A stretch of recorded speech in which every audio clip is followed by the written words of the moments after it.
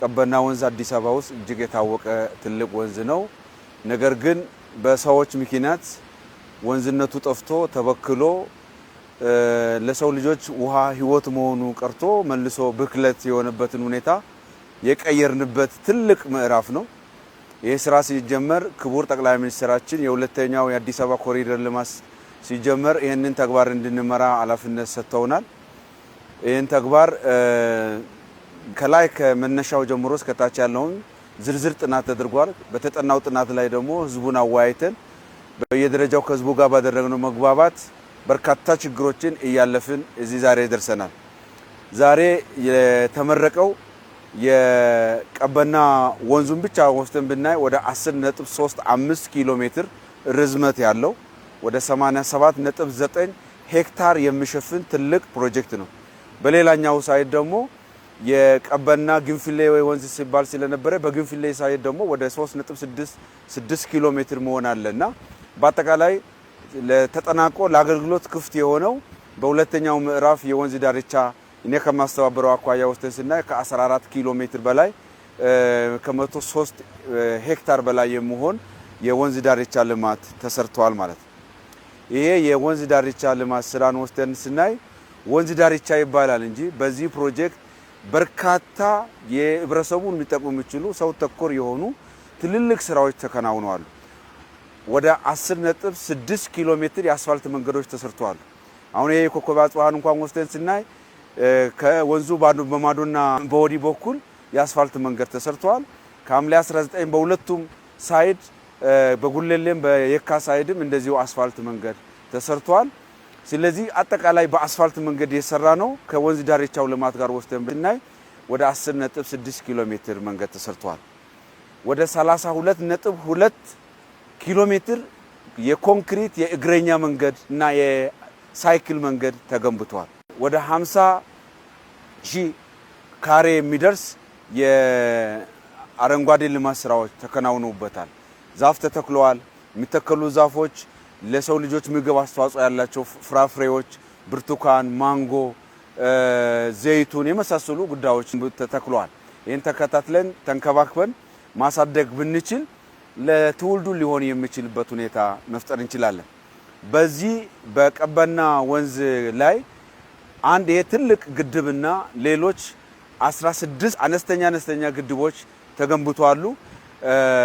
ከዛ በተጨማሪ ደግሞ 3 ወንዙን የወንዝ ቆሻሻዎችን አስምጦ የሚያስቀር ወደ ወንዙ ማይለቅ የሪቨር ባንክ ፕሮቴክሽን ተገንብተዋል። ይሄንን ወስደን ስናይ ትልቅ ውሃን የመያዝ በየቦታው ውሃን የመያዝ የውሃን የመቋጠር ትልልቅ አቅም ፈጥሯል። ይሄ ለደለልን ይከላከልልናል። አመቱን ሙሉ ማይቋረጥ የውሃ አቅም እንድንይዝ ያደርጋል። በዚህ የወንዝ ዳርቻ እንደዚሁ ቅድም ካልኩት ጋር ጎን ለጎን ሊያዝ የሚችል ወደ 22 ኪሎ ሜትር ሊሆን የሚችል የፍሳሽ ማስወገጃ መስመር ተገንብቶለታል። በቀጥታ ከህብረተሰቡ የሚወጡ ፍሳሾች ወደ ወንዙ ይገባ የነበረውን በእነዚህ ከወንዙ በሁለቱም አቅጣጫ የፍሳሽ ማስወገጃ ፓይፕላይን በመዘርጋቱ በቀጣይነት የውሃ ብክለትን የወንዝ ብክለትን ሊያቃልል የሚችል ስራ ተከናውኗል።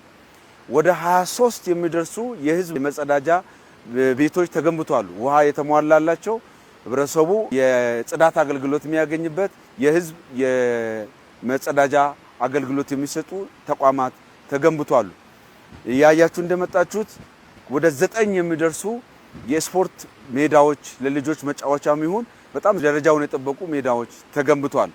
ከዛ ባለፈ ትልልቅ ድልድይ ወደ 21 የሚደርሱ ድልድዮች ተገንብተዋል። ተንጠልጣይ ድልድዮች 3 አሉ። በኮንክሪት የተገነባ 9 አለ።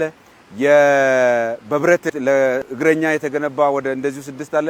በአጠቃላይ ወደ 21 የሚደርሱ መሸጋገሪያ ድልድዮች ተገንብተዋል።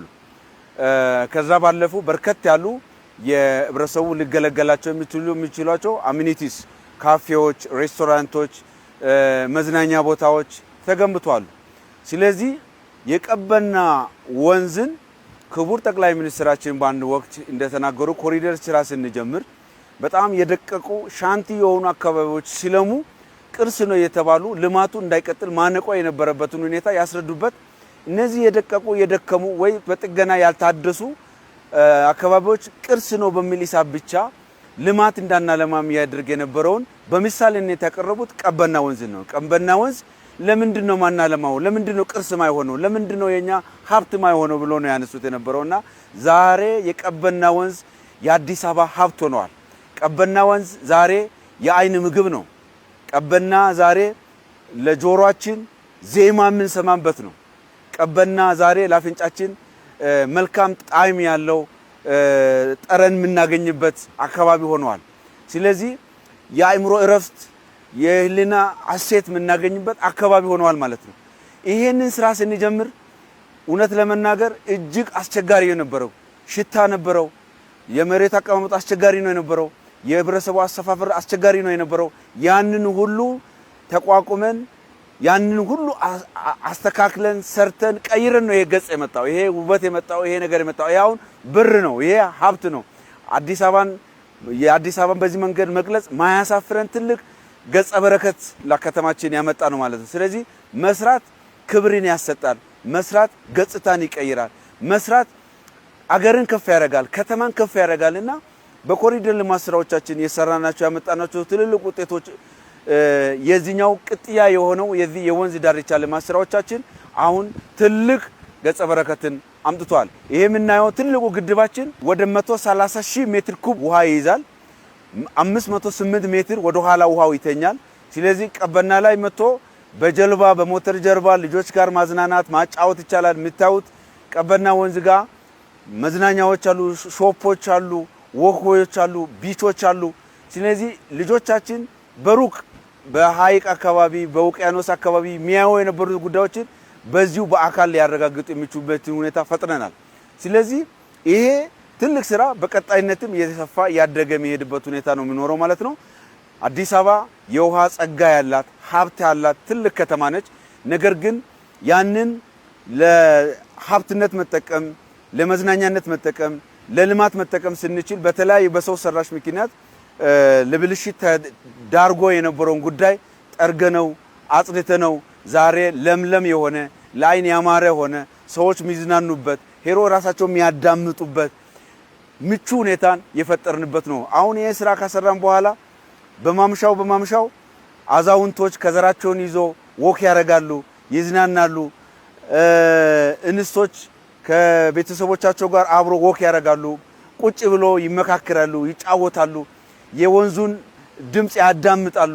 ይሄ ቀላል ነገር አይደለም። ይሄንን ማስፋት ከቻል ይሄን የመሰለ ከተማችንን እንደዚህ ሰርተን መቀየር ከቻል አዲስ አበባ ምንም ጥርጥር የለውም የቱሪስት ሴንተር መሆኑ በርካታ ቱሪስቶች መጥቶ የሚቆዩበት ሰላማን እስከጠበቅን ድረስ ፈጣሪ አመቻችቶ አብዝቶ የተጠነን ጸጋ በእጃችን ሰርተን ደክመን ለውጠን ደግሞ ለልጆች ለትውልድ ሊያልፍ የሚችልበት ሁኔታ እንፈጥራለን ማለት ነው።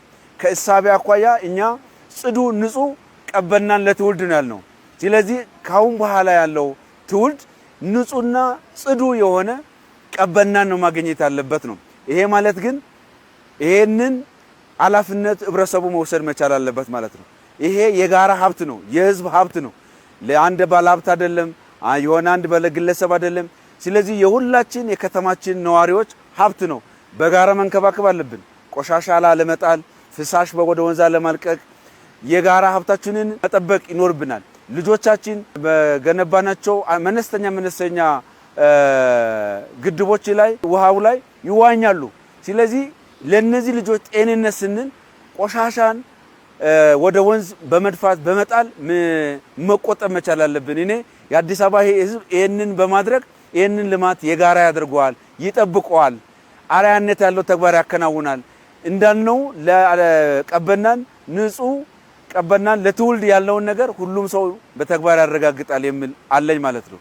ይሄን ስራ ስንሰራ በርካታ አካላት በዚህ ጉዳይ ላይ ተሳትፈዋል። ክቡር ጠቅላይ ሚኒስትሩ ሐሳቡን በማመንጨት አመራር በመስጠት ይሄን አድርጉት፣ በዚህ መንገድ ቀበና ይልማ፣ ቀበናን የልማት የከተማችን ገጽታ ከፍ የምናደርግበት መሆን አለበት ብሎ አመራር ሰጥቶ አመራር መስጠት ብቻ ሳይሆን ቀን ከሌሊት እየተከታተሉ ወደዚህ ደረጃ አድርሰዋል። ክብርት ከንቲባችንም ይሄ ስራ ቀን ከሌሊት እየተከታተሉ አመራር እየሰጡ እኛንም ያጠነከሩ ወደዚህ ደረጃ አድርሰናልና ላመሰግናቸው እፈልጋለሁ። ከዛ በተጨማሪ ይሄ የምናየው ነገር የኛው ልጆች ዲዛይን አርጎ ካነበቡት ከተማሩት ካዩት ልምድ ቀስመው ዲዛይን ሰርቶ ወደ ተጨባጭ እውነታነት የቀየሩ አርኪቴክቶችን አማካሪዎችን መሐንዲሶችን ማመስገን ማድነቅ ይፈልጋሉ። በዚህ ስራ ላይ የተሳተፉ ኮንትራክተሮች ይሄ ስራ ወደዚህ ደረጃ እንዲመጣ ትልቅ ዋጋ ከፍለዋል። ተከፍሏቸው የሚሰሩ እንኳን ቢሆንም ነገር ግን ወደዚህ ባጭር ጊዜ ውስጥ ለረጅም ጊዜ ተጀምሮ ያላለቁ ፕሮጀክቶች የነበረበት ሁኔታ አኳያ ይሄን ከባድና ውስብስብ የሆነውን ሁኔታ ኮንትራክተሮች ቀን ከሌሊት በዲሲፕሊን ሰርተው ወደዚህ ደረጃ አድርሷሉና እዚህ ስራ ላይ የተሳተፉ 24/7 ሰዓት ሰርተው ውጤት ያመጡ አመራሮች በዚህ ስራ ላይ ተመድቦ የተከታተሉ ሲገመግሙ ሲያርሙ የነበሩ አመራሮችን ማመስገን ይፈልጋለሁ። በአጠቃላይ የከተማችን ነዋሪዎች ይሄ ነገር የመጣው ካልነሱ ትብብር ሊሆን ይችላል አይደለም። ለዚህ ልማት በፍቃደኝነት ለልማቱ ብለው ባይነሱ ተባባሪ ባይሆኑ ይሄምናው ገጽታ አናይም። ስለዚህ ፍቃደኛ ሆኖ ከተማ አስተዳደሩ ባመቻቸላቸው ቦታ እና በተሰጣቸው ይዞታ ላይ ስራቸውን እንዲሰሩ ቤታቸውን እንዲገነቡ ተደርጎ ፍቃደኛ ሆኖ ስለተነሱ ነው ይሄን የምናየው ነገር የመጣ ማለት ነው። ስለዚህ ልማት የሆኑ አካላት በሚከፍሉት ዋጋ የሚመጣ ጉዳይ ስለሆነ የከተማችንን ነዋሪዎች ይሄ ልማት እንደዚህ እውን እንዲሆን የተባበሩን በአካባቢው ልማት እንዲሳካ ቀና ትብብር ላደረጉ የከተማችን ነዋሪዎች እጅግ በጣም አድርጌ ላመሰግናቸው እፈልጋለሁ።